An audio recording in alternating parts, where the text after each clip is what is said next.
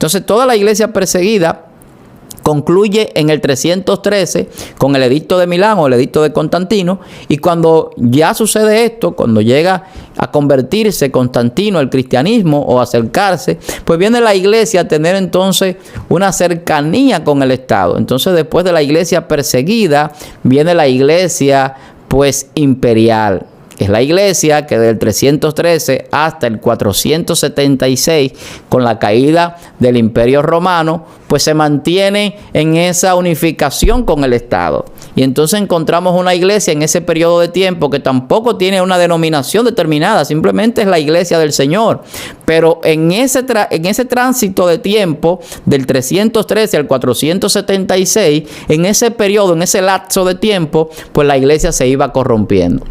La iglesia verdadera es la iglesia de los hijos de Dios, y esa iglesia está conformada por un cuerpo, y ese cuerpo es un cuerpo que viene dado por el Espíritu Santo a través de los dones, y los dones nos capacitan para crecer como un cuerpo sano, y ese cuerpo sano crece a través de la palabra. La palabra es el mismo Dios que es Cristo revelado al hombre, y ese Cristo revelado que se manifestó, que se hizo carne, el Verbo, nos lleva a nosotros a poder tener un ejemplo de cómo ser nosotros como hijos de Dios, imitando a Jesús y viviendo como Él. Entonces la iglesia verdadera es una iglesia que tiene evidencia de que somos hijos de Dios, de que los hijos de Dios, los miembros, tienen características de los hijos de Dios. La iglesia verdadera no crea una denominación para decir yo soy más santo que tú, quédate tú allá, que yo estoy aquí, yo soy santo, yo soy el que tengo la sana doctrina. La iglesia verdadera no es una iglesia que vive conforme a las apariencias. La iglesia verdadera no es una iglesia que crea las denominaciones para crear poder en los que la dirigen. La iglesia verdadera es la iglesia de Jesucristo. Y es una iglesia universal verdaderamente. Es una iglesia que trasciende al espacio físico donde nos encontramos localmente.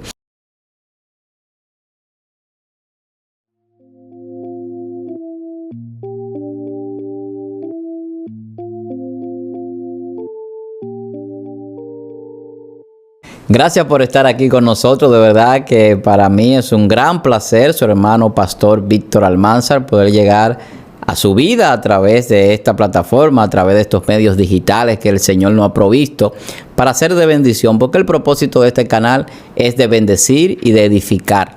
La cátedra del maestro ha llegado para eso, para que usted sea bendecido a través de esta plataforma y pueda recibir de parte de Dios una palabra que transforme, que cambie su vida y que lo pueda expandir, ensanchar pues el conocimiento, el entendimiento, y que podamos crecer espiritualmente pues cada día más. De verdad que nos sentimos bien gozosos, bien contentos de poder estar aquí y de que usted pueda pues consumir este contenido, compartirlo. Si no se ha suscrito, suscríbase, dele a la campanita, haga suyo este contenido, este canal, realmente es suyo, para ustedes lo hacemos con ese propósito, para que seamos bendecidos en cualquier parte del mundo donde usted se encuentre. Comente, que siempre estamos aquí con el propósito de ser retroalimentados a través de su comentario, y también pues si hay alguna interrogante que podamos suplir a través de sus comentarios, pues podemos responder. Siempre estamos ahí. Las personas que nos siguen en este canal y en las demás plataformas donde hacemos vida en los medios de comunicación,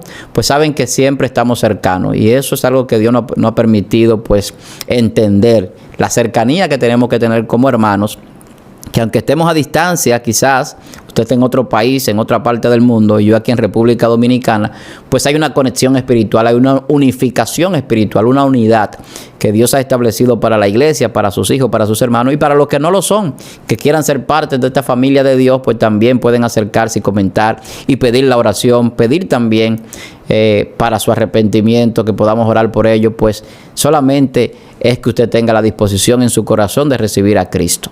Así que hoy tenemos un tema que yo sé que será de mucha edificación, y es un tema muy necesario para la iglesia, para nosotros los hombres y las mujeres de Dios que hemos dado el paso a servirle al Señor, pero que quizás hay cosas que no entendemos, o otras personas que tienen interrogantes y que necesitan pues también una palabra sobre este tema, y es sobre la iglesia verdadera. Esto es un tema de mucha discusión, que mucha gente ha hablado quizás de esto. ¿Cuál es la iglesia verdadera? Hay muchas conjeturas, vamos a decirlo así, ideologías que algunas personas crean y tienen. Hay muchos, por ejemplo, cristianos modernos, evangélicos de estos últimos tiempos, que entienden que su iglesia quizás sea la iglesia verdadera, pero así hay otros que son de otra iglesia, de otra denominación, como quizás los católicos, apostólicos, romanos, que entienden que son la iglesia verdadera. Incluso lo dicen y dicen que los protestantes y las iglesias evangélicas o cristianas salieron de ellos. Y en cierta forma hay ciertas cosas que tienen cierta lógica o razón, pero nosotros tenemos que ir a la historia, tenemos que ir a la Biblia, porque es un tema histórico, teológico, y que todo esto va a traer un conocimiento y un razonamiento en nosotros a través del análisis que vamos a hacer y de la exégesis bíblica que podemos realizar en cuanto a este tema. Porque ¿qué decía Jesús sobre la iglesia verdadera? Jesús simplemente decía que él fundó una iglesia y dijo que las puertas del infierno no prevalecen contra su iglesia, dando a entender que la iglesia es de él. Y la Biblia dice que Jesús es la cabeza de la iglesia.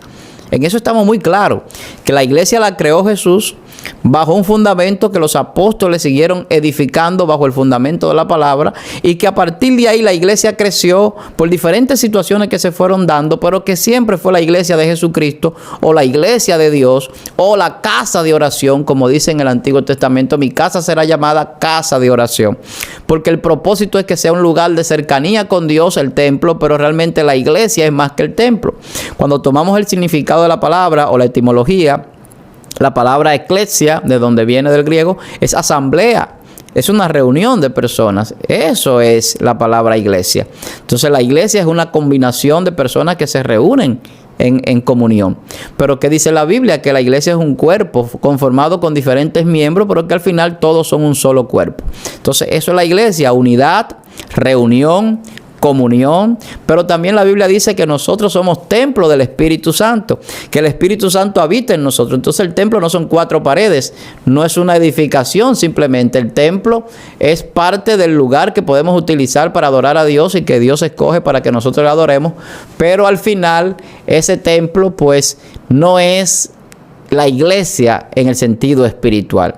Entonces nos encontramos con la iglesia con un sentido universal, porque la iglesia está en toda parte del mundo a través de todos los siervos y siervas del Señor, que son los que conforman la iglesia. Pero nos encontramos con una iglesia que es la iglesia de Cristo, que tiene un mismo espíritu, un mismo sentir, un mismo Salvador, una misma fe, un solo bautismo, un solo Dios.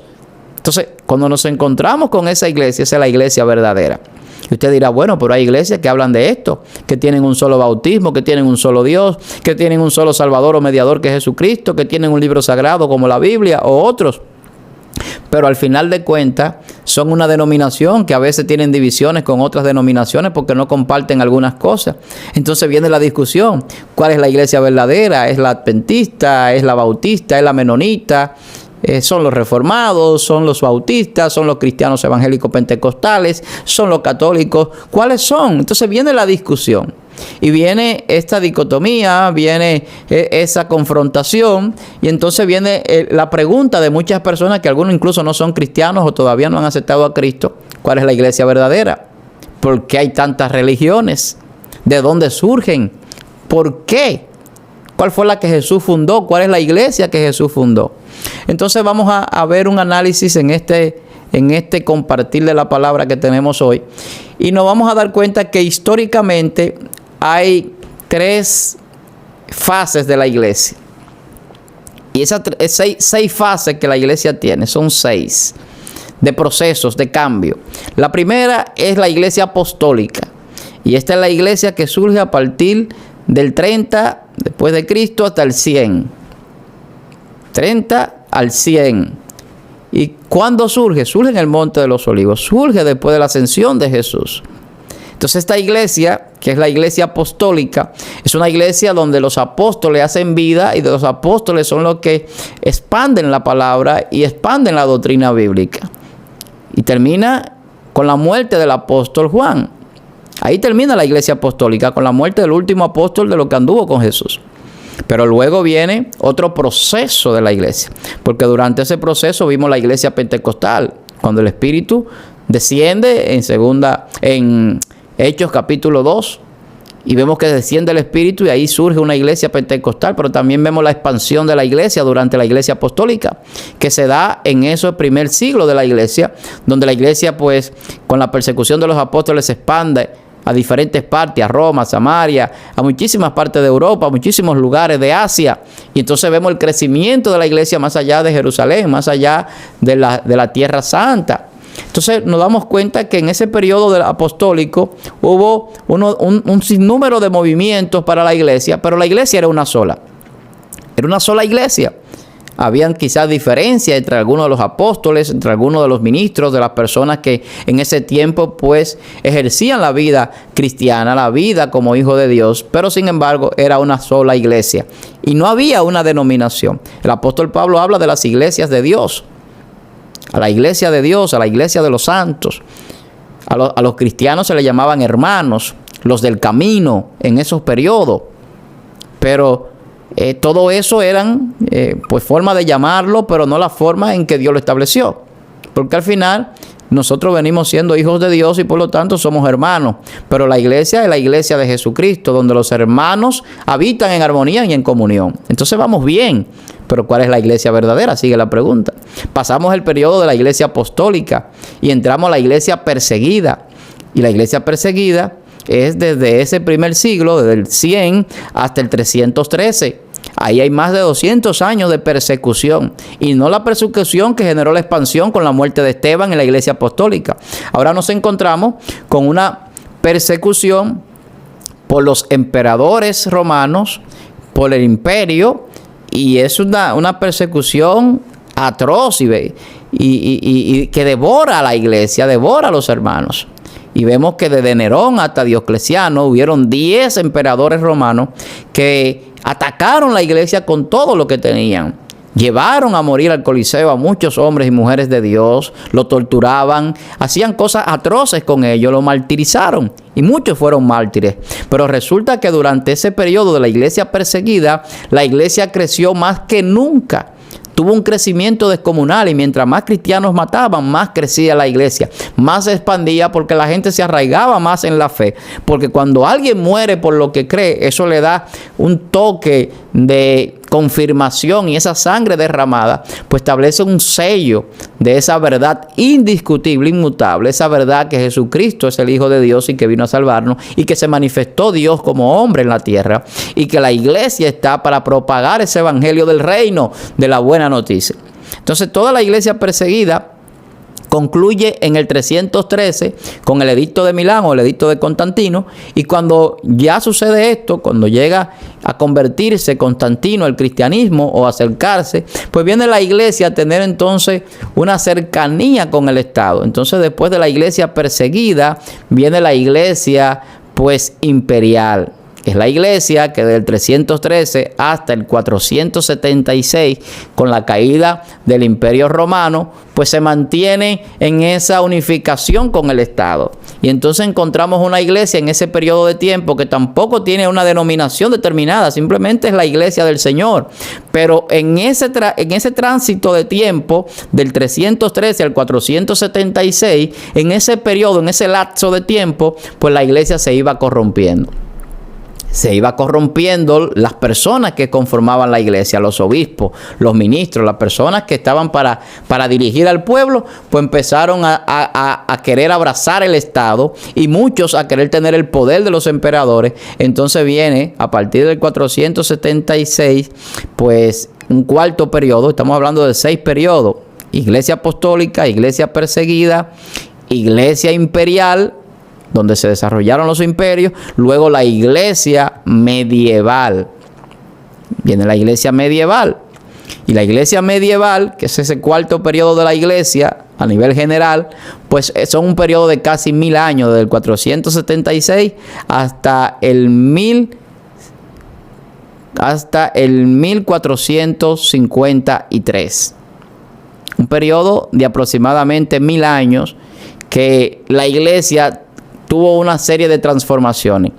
Ahí se fortalece pues el papado, y ya para el siglo VII ya el papado tenía un papel sumamente preponderante, incluso llegando a tener poderes como lo del imperio, como lo de los emperadores. De ahí es que surgen las situaciones que vienen dándose porque la iglesia empezó a entrar en el paganismo. Entonces todavía estamos en la pregunta: ¿cuál es la iglesia verdadera? Estamos haciendo un relato histórico. Tocamos unos puntos bíblicos hablando de Hechos, hablando de la iglesia apostólica perseguida de aquellos primeros siglos, pero luego de eso de toda esa persecución, de la muerte de los apóstoles y demás, pues entonces nos encontramos con esto ya muchísimo tiempo más adelante.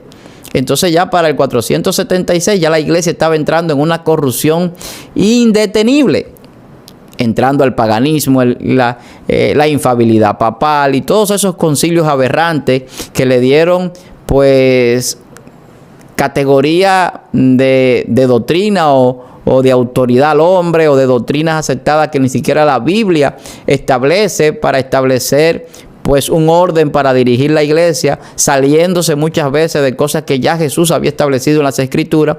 Entonces esa corrupción va a generar el quinto periodo del proceso de transformación de la iglesia como la conocemos.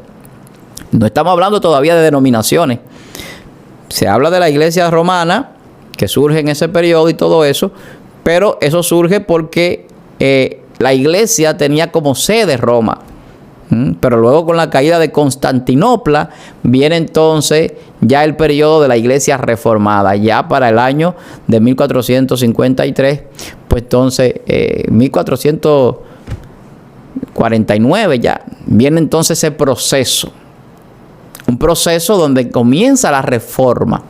Desde Juan Hus hasta Martín Lutero, todas esas personas, Juan Wycliffe, Lutero, y en ese periodo hasta el 1517, pues se da ese proceso de lo que se llama la Reforma Protestante.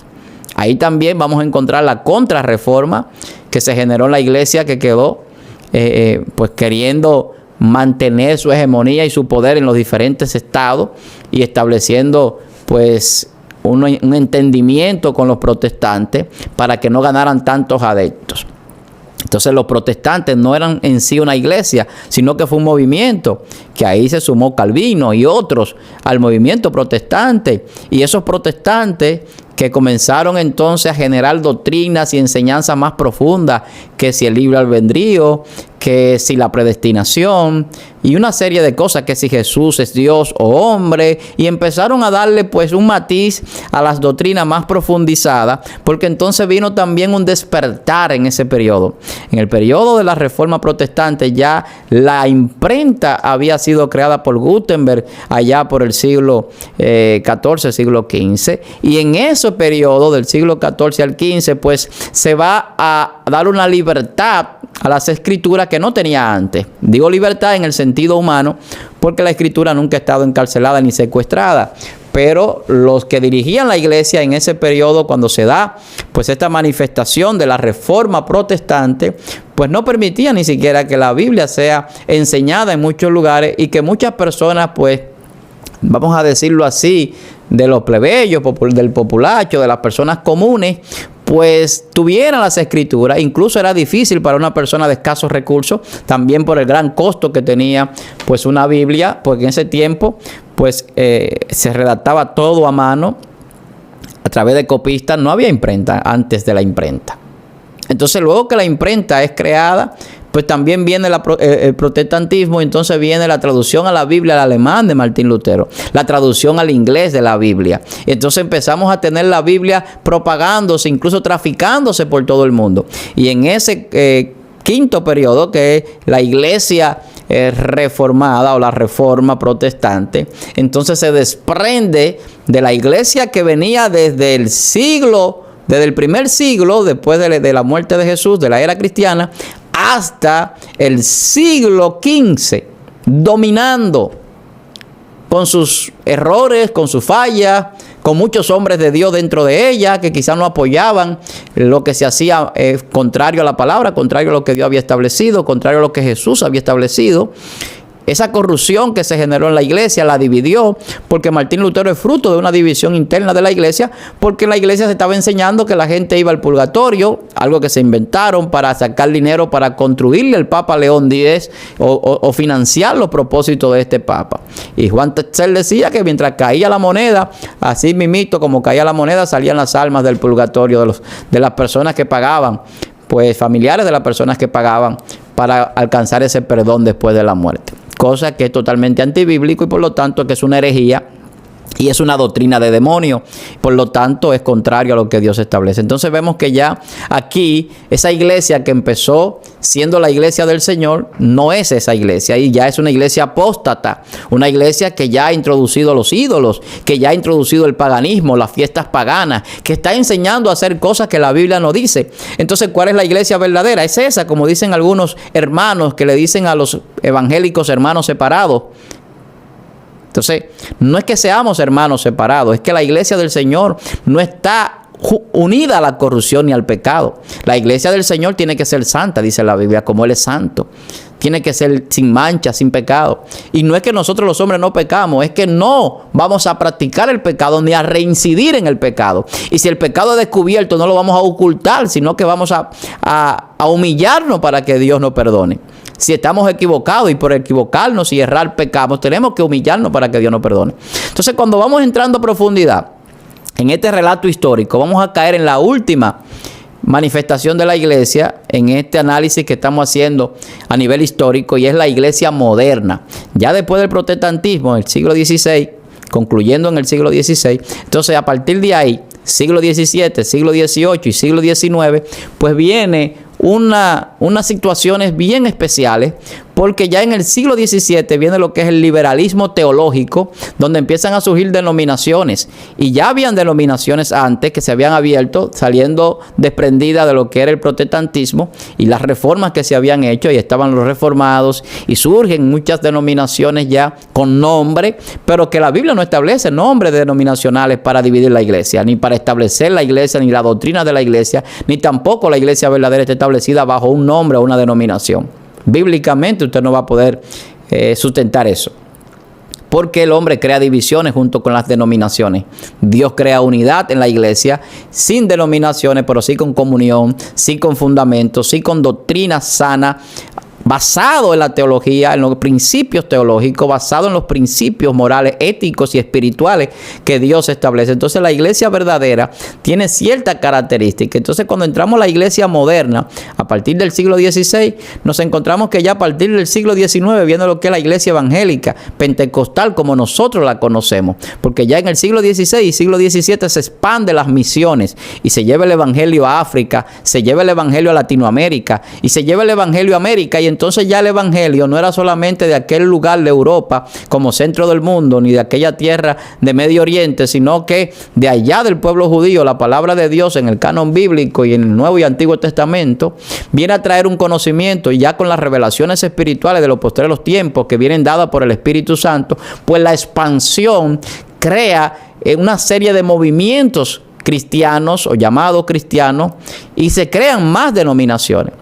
Porque la denominación de iglesia cristiana también se crea como una denominación que también era un nombre despectivo, que por allá en Antioquía le decían a los cristianos o a los creyentes, hijos de Dios cristianos, de manera despectiva, porque eran seguidores de Cristo. Y esto no es que le vaya a hacer ningún mal a los que lo somos. Somos seguidores de Cristo, por lo tanto podrían llamarnos cristianos. Pero lo que verdaderamente Jesús vino a hacer a la tierra, y yo hago siempre énfasis en eso, fue hijos de Dios.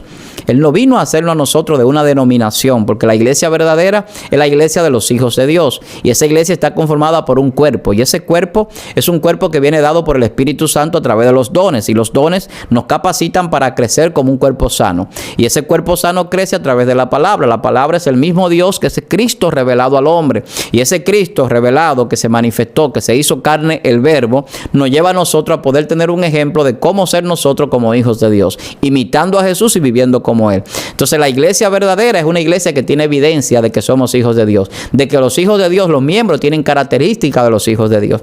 La iglesia verdadera no crea una denominación para decir yo soy más santo que tú, quédate tú allá, que yo estoy aquí, yo soy santo, yo soy el que tengo la sana doctrina. La iglesia verdadera no es una iglesia que vive conforme a las apariencias. La iglesia verdadera no es una iglesia que crea las denominaciones para crear poder en los que la dirigen. La iglesia verdadera es la iglesia de Jesucristo. Y es una iglesia universal verdaderamente. Es una iglesia que trasciende al espacio físico donde nos encontramos localmente.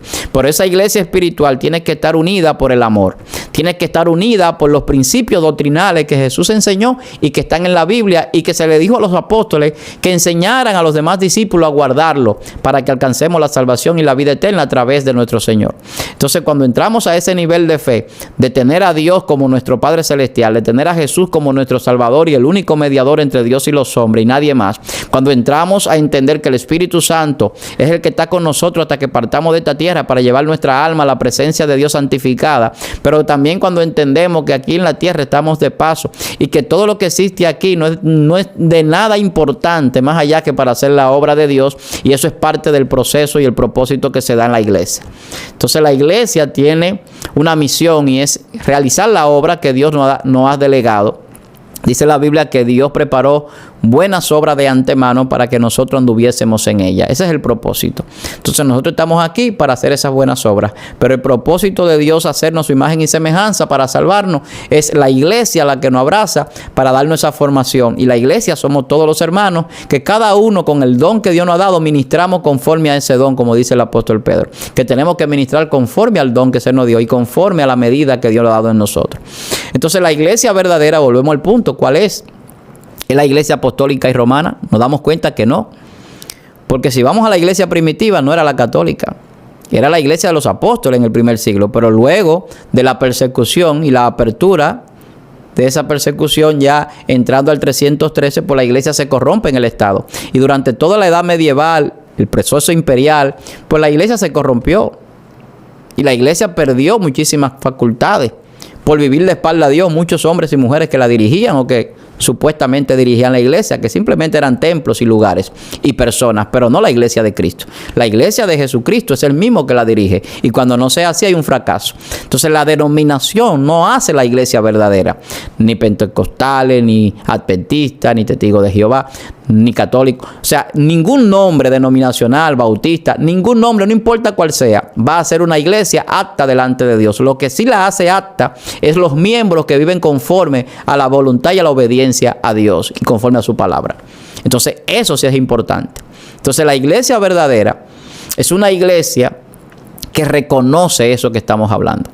Entonces la iglesia moderna, que es los últimos siglos que estamos viviendo, y la iglesia contemporánea que se da en ese periodo de la iglesia moderna, ahora en pleno siglo XXI, pues es una iglesia que está en un proceso de transformación. Hay mucha gente que está salvándose, mucha gente que ha muerto y ha sido salvado, gente de aquella iglesia que se corrompió, que se salvó, que trabajaron en muchos concilios, que establecieron doctrina. Muchos filósofos y teólogos, grandes filósofos y teólogos, murieron siendo parte de esa iglesia corrompida, pero ellos no se corrompieron, no llegaron al protestantismo. Murieron antes del siglo XV, siglo XVI. Por allá en el siglo IV, en el siglo III, hubieron muchos grandes hombres de Dios que en los concilios establecieron doctrinas que permanecen todavía al día de hoy. Doctrinas fundamentales que nosotros establecemos en nuestras iglesias. Pero la iglesia verdadera no tiene una denominación. No es un Jesús solo, no es una iglesia unicitaria, no es una iglesia trinitaria. La iglesia que Jesús fundó es la iglesia de los hijos de Dios. Es la familia de Dios que se reúne en comunión. Es el cuerpo de Cristo que realiza una función aquí en la tierra y que está esperando el regreso de su Salvador para ir con Él. Y los que no lo van a ver el regreso, pues están esperando también que lo llamen para despertar a la salvación y a la vida eterna de los hijos de Dios. Por eso el apóstol Juan dice en su primera carta, capítulo 3, verso 2, que ahora somos hijos de Dios, pero aún no se ha manifestado lo que hemos de ser. Pero cuando Él se manifieste, nos manifestaremos tal como Él es. Lo veremos tal como Él es, porque también nosotros nos vamos a manifestar como hijos de Dios, que es la tercera manifestación, porque ahí entramos entonces a una vida celestial, que no es en la carne, no es en el espíritu, sino que es el alma que no peque, que va a vivir en la eternidad. El alma que se mantenga en santidad. Entonces, cuando hacemos este análisis, este recorrido histórico de más de 2000 años, desde el periodo de la ascensión de Cristo hasta hoy, encontramos la iglesia verdadera. La iglesia en la que yo pertenezco, en la que usted pertenece, es la iglesia verdadera. ¿O nosotros no hemos interpretado correctamente lo que es la iglesia de Cristo? Nos hemos abrazado a los principios del hombre, a las enseñanzas del hombre y no a los principios bíblicos. Hemos desechado la historia. No se está enseñando la historia en muchísimas congregaciones, donde muchos nuevos creyentes, incluso ya bautizados, no saben lo que es la iglesia, no saben cómo surgió la iglesia, no saben cuáles fueron los mártires de la iglesia, la sangre que costó, el fundamento que se puso por los apóstoles, ¿cuál fue? Gente que todavía hoy no entiende que la iglesia se corrompió en un periodo de 1500 años, 1600 años, hubo una corrupción en el medio de ese proceso, donde la iglesia perdió aquella originalidad de la iglesia primitiva que tanto se habla, y dejó de ser esa iglesia porque en el proceso muchos se desviaron y apostataron de la fe, y que todavía hoy en estos tiempos modernos o postmodernos nos encontramos con una apostasía rampante, que la Biblia profetiza que en los posteriores tiempos muchos apostatarán de la fe, escuchando a espíritus engañadores y a doctrina de demonios, que muchos por comezón de oír se van a acercar a personas, supuestos apóstoles, falsos apóstoles y ministros, que enseñan con el error, con artimañas, para engañar a aquellos que son fluctuantes, a aquellos que no han madurado, a aquellos que abrazan el humanismo. Entonces encontramos iglesias sensacionalistas, iglesias simplemente de prosperidad, y con muchísimas líneas que no son necesariamente teológicas, sino que muchas veces son filosóficas o ideológicas, y que muchas veces han corrompido el mensaje del evangelio por beneficio propio. Como dice el apóstol Pablo, medran falsificando la palabra. Nosotros no somos de los que medramos, o sea, de los que buscan una remuneración monetaria, un pago para hacer las cosas de Dios, distorsionando lo que Dios dice o diciendo lo que Dios no dice, lo que la palabra no dice ni enseña. Entonces la iglesia verdadera, hay forma de identificarla.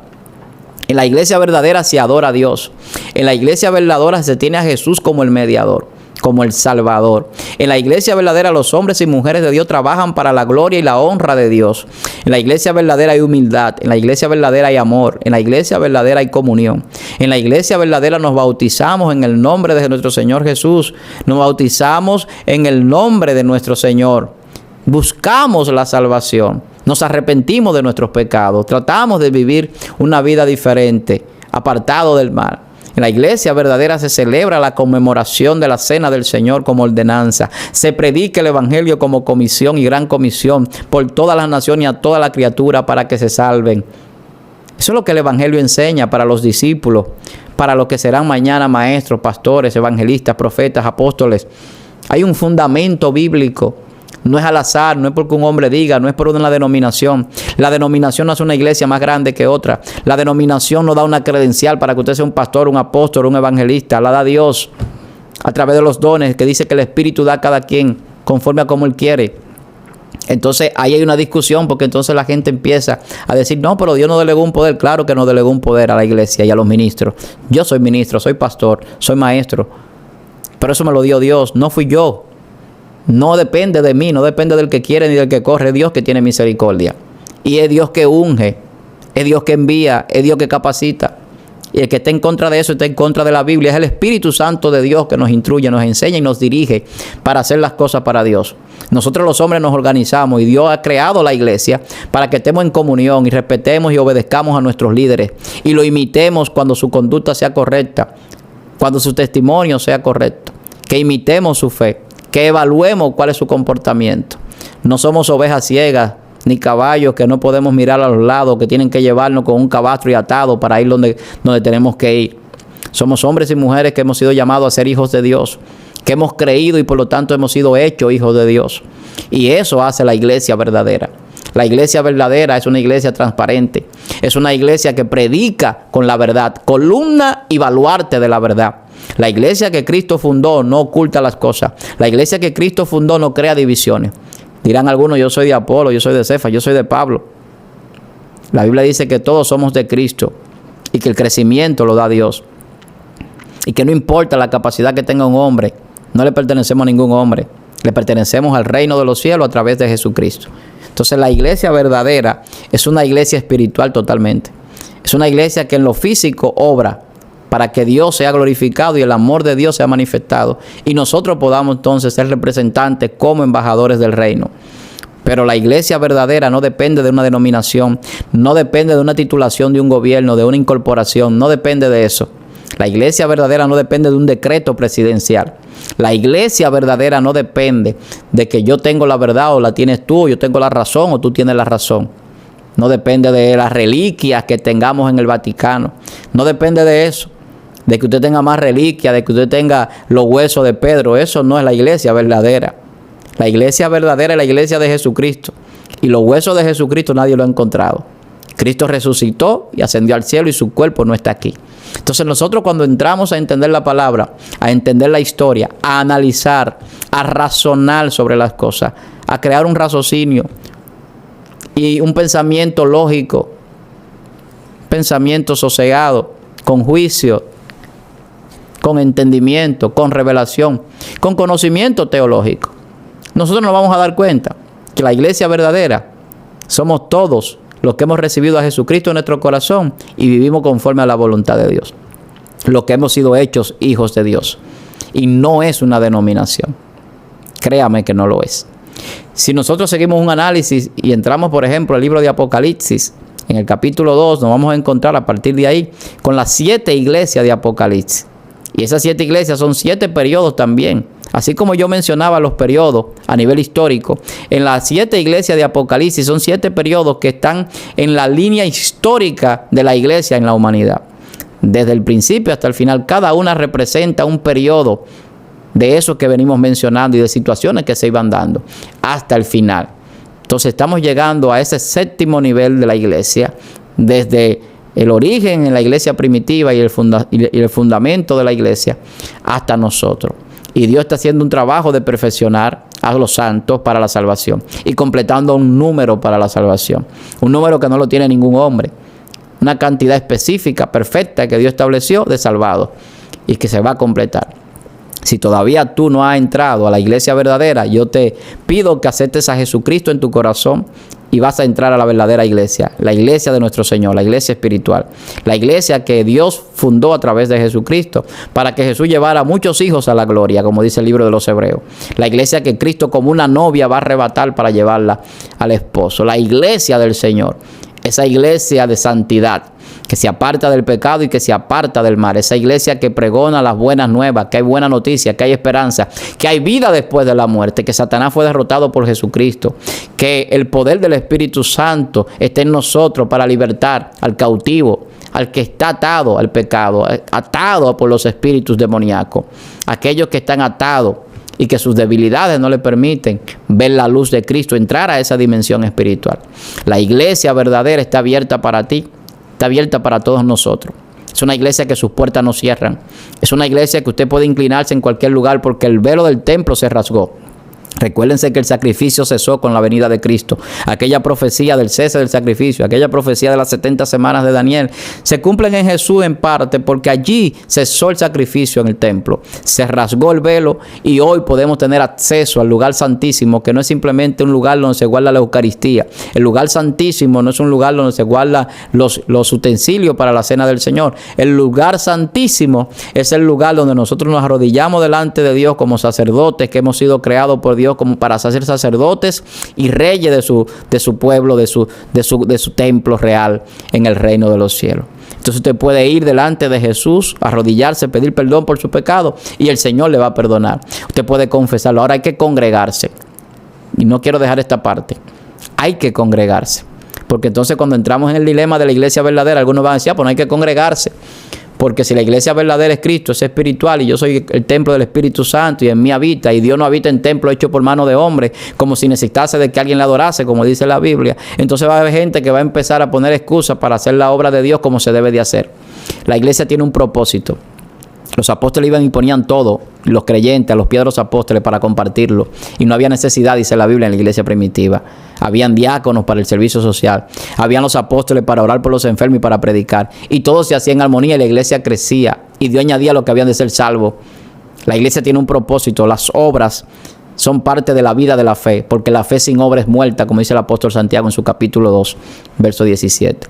Sin obra la fe es muerta. Y si la fe es parte de la salvación, o por ella es la salvación también, porque es por la fe en Jesucristo que pagó el precio por nuestra salvación, que nos vamos a salvar. No es por obra, dice el libro de los Efesios, para que nadie se gloríe. Pero la obra es la vida de la fe. Y la iglesia es lo que mantiene viva la fe. Y Cristo mantiene la iglesia viva. Y cada vez que nosotros ayudamos al que necesita, cada vez que tendemos la mano al necesitado, que ayudamos al enfermo, que ayudamos a alguien con necesidad, pues pues nosotros estamos estableciendo el reino de Dios aquí en la tierra. Por eso Jesús decía, el reino de los cielos se ha acercado a la tierra. Arrepentidos y convertidos y creen en el evangelio. El reino de Dios se está manifestando a través de su iglesia. Y nosotros somos parte del reino de Dios, los hijos de Dios que heredamos.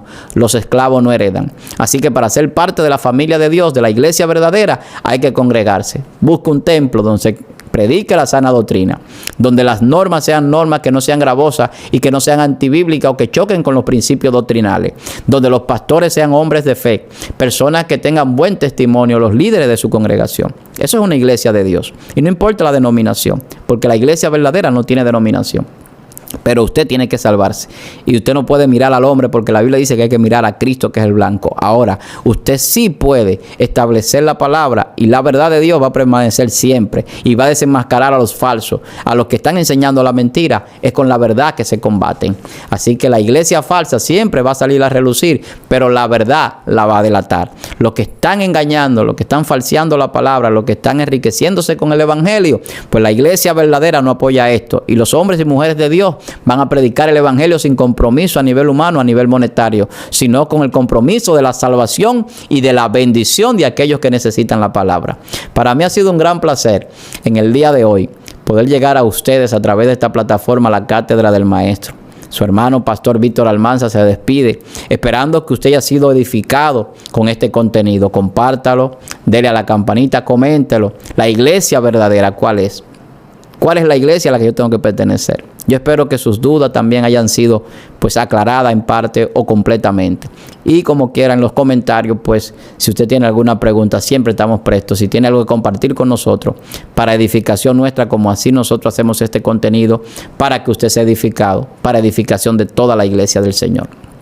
De verdad que desde aquí, desde República Dominicana, donde quiera que usted se encuentre, un gran abrazo. Y nos reencontraremos en otra entrega más de este contenido, de este programa que hacemos, la Cátedra del Maestro, y que yo sé que es de bendición para su vida.